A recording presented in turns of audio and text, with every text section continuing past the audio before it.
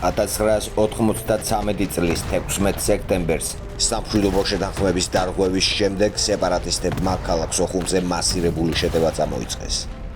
ქალაქი ზღვიდან, ხმელეთიდან და ჰაერიდან იბომბებოდა. სეპარატისტებს დახმარებას უწევდა რუსული სამხედრო ავიაცია, ინსტრუქტორები და სპეცრაზმის ცალკეული ქვედანაყოფები. სოხუმის მცველები თითქმის შიშველი ხელებით ებრძოდნენ მტერს. ცეცხლმოდებულ ქალაქს ყველა იცავდა. ავღანეთ გამოვლილი უშიშროების პოლკოვნიკი პირადი მაგალითით ცდილობდა მოტივაცია მიეცა სოხუმის მცველებისთვის.